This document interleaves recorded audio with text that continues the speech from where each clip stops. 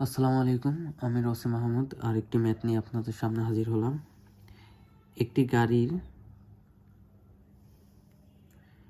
গাড়ি 400 টাকায় ক্রয় করে 500 টাকা বিক্রি করলে শতকরা কত লাভ হয়?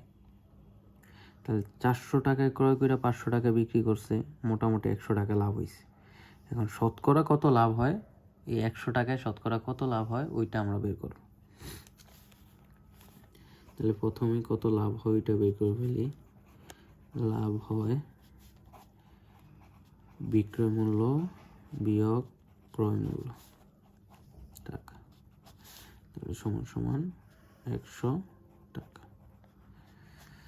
তাহলে আমাদের 100 টাকা লাভ হয়। এবার দেখব শতকরা কয় টাকা লাভ হয়। তাহলে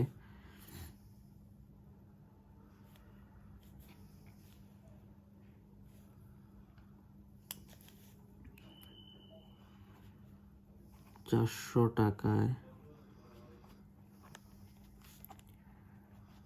লাভ হয় 100 টাকা।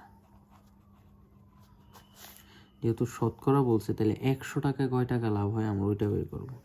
তাহলে 1 টাকায় লাভ হয় 100 ভাগের 400 টাকা, সুতরাং 100 টাকায় লাভ হয় 100 গুণ 100 ভাই নিচে 400 টাকা। তাহলে আবার